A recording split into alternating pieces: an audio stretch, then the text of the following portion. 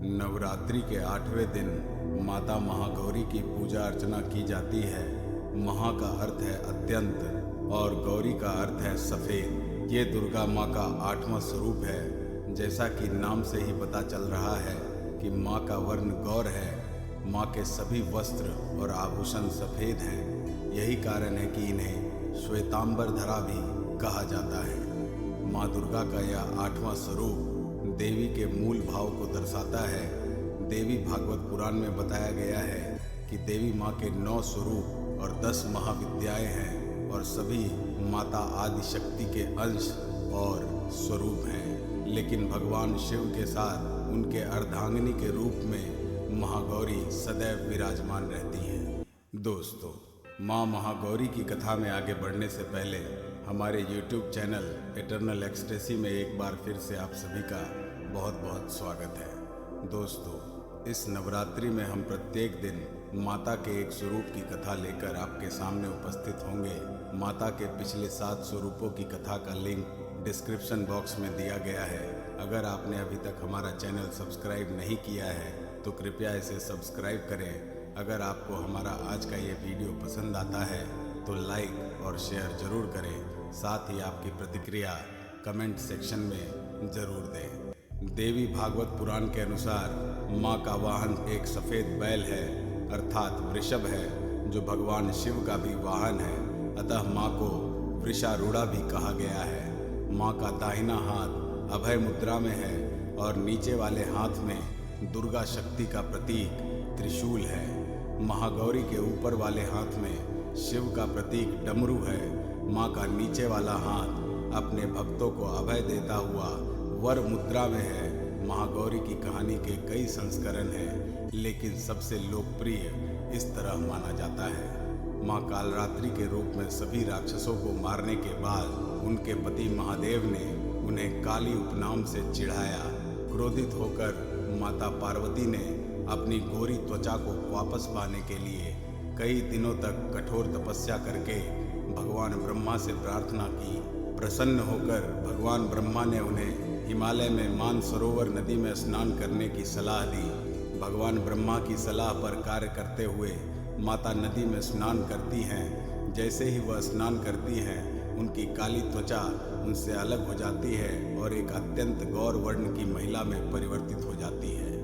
एक अन्य कहानी के अनुसार माता पार्वती भगवान शिव को अपने पति के रूप में प्राप्त करना चाहती थी और नारद मुनि की सलाह के अनुसार वह भगवान शिव को प्रसन्न करने के लिए जंगल में गहरी तपस्या से गुजरती है। वह सभी सुख सुविधाओं, यहाँ तक कि भोजन को भी त्याग देती हैं और कई वर्षों तक गर्मी, सर्दी, बारिश और तूफान का सामना करती हैं। उनका शरीर जल्द ही गंदगी, मिट्टी, कीड़े और सूखे पत्तों से ढक जाता है। माता की तपस्या से प्रसन्न होकर भगवान शिव ने उनको गंगा में स्नान करने के लिए कहा। जिस समय माता पार्वती गंगा में स्नान करने गई, तब देवी का एक स्वरूप श्याम वर्ण के साथ प्रकट हुआ, जो कौशिकी कहलाई, और एक स्वरूप उज्ज्वल चंद्र के समान प्रकट हुआ, जो महागौरी कहलाई। माँ गौरी अपने हर भक्त का कल्याण करती हैं और उनको सभी समस्याओं से मुक्ति दिलाती हैं। माता का यह स्वरूप अन्नपूर्णा स्वरूप है।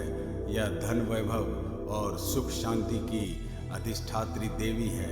नवरात्रि के 8वें दिन कन्या पूजन का भी विधान है। कुछ लोग 9वीं के दिन भी कन्या पूजन करते हैं, लेकिन अष्टमी के दिन कन्या पूजन करना श्रेष्ठ माना जाता है। कन्याओं की संख्या 9 हो तो अति उत्तम है, नहीं तो 2 कन्याओं के साथ भी पूजा की जा सकती है। अष्टमी तिथि के दिन नारियल का भोग लगाने की परंपरा है।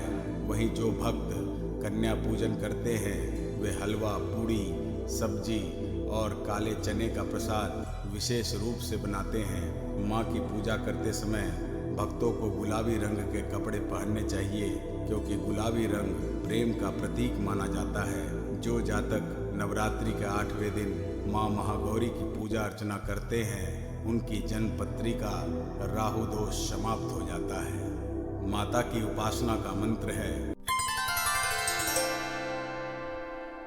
श्वेते वृषे समारूढ़ा श्वेतांबरधरा शुचिः महागौरी शुभं दद्यान् महादेव प्रमोदया। अर्थात श्वेत वृषभ पर विराजमान श्वेत वस्त्रों वाली महादेव की प्रसन्नता के लिए सदैव ध्यानरत माँ महागौरी को नमन।